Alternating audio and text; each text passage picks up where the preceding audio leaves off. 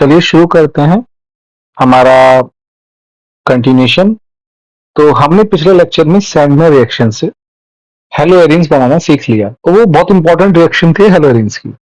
मतलब कैसे हम हेलोएरिन्स बना सकते हैं। तो हम फ्लोरोबेंजीन बना सकते हैं, बेंजीन बना सकते हैं, ब्रोमोबेंजीन बना सकते हैं। तो अब उनकी रिएक्शंस किस तरीके से होंगी? क्या वो नॉर्मल एल्काइल जैसे हमारे एलिफेटिक हाइलाइट्स होते हैं उनकी तरह रिएक्शन जाएगा? नहीं। देख लेते हैं क्या रीजन है। तो टॉपिक क्या है? रिएक्टिविटी ऑफ हेलोएरिन्स और reactivity of हेलोएरिन्स towards nucleophilic substitution reaction. क्यों न्यूक्लियोफिलिक सब्स्टिट्यूशन रिएक्शन? अगर हम बात करेंगे तो इसमें हम बोलेंगे तो प्लस आई इफेक्ट है। ठीक है, तो इस पे आएगा पार्शियल नेगेटिव चार्ज, अगर ये हेलोजन है इस पे आएगा पार्शियल पॉजिटिव चार्ज। ठीक है, तो कोई भी अगर न्यूक्लियोफाइल अटैक करना चाहता है समथिंग लाइक NuI, तो इट कैन इजिली लीव और हेलोजन निकल जाएगा जैसा हमारा होता है। तो ओवरलैप किस तरीके का है ये डिपेंड करता है। ये sp3 हाइब्रिडाइजेशन है तो इजिली टूट सकता है। लेकिन व्हाट हैपन टू मतलब हेलोएरिन्स? सेम टाइप ऑफ रिएक्शंस हम कभी भी हेलोएरिन्स में नहीं एक्सपेक्ट करते हैं, होती ही नहीं है। क्योंकि ये एक्चुअली में जो बॉन्ड है कार्बन हाइड्रोजन बॉन्ड, ये एक तरीके का तुम बोल सकते हो sp2p बॉन्ड है। ठीक है, ये एक तरीके का sp2p बॉन्ड है जिसकी वजह से, और क्योंकि हेलोजन के पास में क्या होते हैं? लोन पेयर्स होते हैं, तो ये क्या जा सकता है? Plus are effect, plus are effect जा सकता है। अब अगर ये प्लस आर इफेक्ट जा सकता है तो एक्चुअली में यहां पर एक डबल बॉन्ड करेक्टर डेवलप हो गया। अगर आप देखेंगे तो डबल बॉन्ड करेक्टर डेवलप हो गया, तो इसका बॉन्ड जो है एलिफेटिक हैलाइड से बहुत स्ट्रांग है। ठीक है, तो देखते हैं क्या होता है। लेट्स से कि हम इनकी न्यूक्लियोफिलिक सब्स्टिट्यूशन रिएक्शन कराना चाहते हैं। अब हम कराना चाहते हैं इनकी SN1 रिएक्शन। अब SN1 रिएक्शन में तुम क्या बनाओगे? Carbocation, benzyl. ये फिनाइल कार्बोकैटायन है। Phenyl carbocation is the least state, मतलब तुम बोल सकते हो इतना रिएक्टिव है वो कि तुम जनरेट भी ना कर पाओ, वो बॉन्ड टूटे भी ना। तो SN1 नहीं जाएगा। SN2 देख लेते हैं।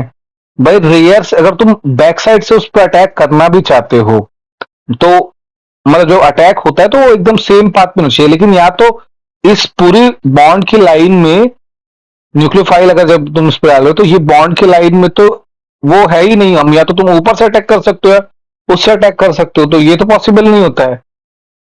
तो कोई रेयर साइड अटैक जो है या बैक साइड अटैक जो तुम बोल रहे हो वो नहीं फेवर्ड होता है ड्यू टू स्टेरिक हिंड्रेंस। अब क्योंकि रिंग हमारा स्टेरिक हिंड्रेंस कॉज कर रही है, तो ना तो हमारे जितने भी हेलो एरिन्स है ना तो SN1 जाते हैं ना SN2 रिएक्शन जाते हैं। जाते क्या हैं? जाते हैं दो तरीके की रिएक्शंस। एक है एलिमिनेशन एडिशन रिएक्शन, दूसरी है एडिशन एलिमिनेशन रिएक्शंस। तो इनके पाथवेज जस्ट दो हैं, एलिमिनेशन एडिशन और एडिशन एलिमिनेशन। होता क्या है? इसको बोलते हैं डाउस प्रोसेस। ये फिनॉल बनाने के लिए इस्तेमाल होता है। अगर आप 300 डिग्री सेल्सियस पे बहुत हाई प्रेशर पे NaOH के साथ में रिएक्शन करते हैं तो फिनॉल बन जाता है। और वो कैसे होता है वो हम देखेंगे इस रिएक्शन की डिटेल में जब हम इसके मैकेनिज्म की बात करेंगे। और दूसरा मैकेनिज्म होता है एडिशन एलिमिनेशन, जिसमें पहले ऐड होता है फिर एलिमिनेट होता है। इसमें एलिमिनेशन और एडिशन रिएक्शन होती है। तो ये कौन से मैकेनिज्म जाती हैं? जब भी हम एलिफेटिक सिस्टम्स की बात करेंगे या हेलोएरिन्स की बात करेंगे तो वो दो तरीके की पाथवे जाता है, एडिशन एलिमिनेशन और एलिमिनेशन एडिशन रिएक्शन। एग्जांपल्स क्या है? Reaction of chlorobenzene with NaOH at high pressure with moderate temperature give will leads to formation of phenol. ठीक है, तो हिंदी इंग्लिश बोल दी थोड़ी सी, दूसरे वाले में हिंदी इस्तेमाल कर लेते हैं। क्लोरोबेंजीन को अगर सोडा माइट से रिएक्शन करेंगे in the presence of NH3 तो एनिलीन बनेगा।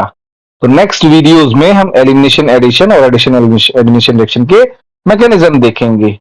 तो ये कॉन्सेप्ट समझ में आ जाना चाहिए, ये बहुत इंपॉर्टेंट कॉन्सेप्ट है और आपको पता होगा तो ऑर्गेनिक रिएक्शंस को याद करने में आसानी रहेगा। ये बहुत अच्छी सीरीज है अगर कोई देखना चाहेगा तो thank you very much for watching our videos और लाइक करिए सब्सक्राइब करिए हमारे चैनल को और खूब शेयर करिए जितना शेयर कर सकते हैं हम अपना कंटेंट अपनी ईमानदारी से बना ही रहे हैं thank you for watching our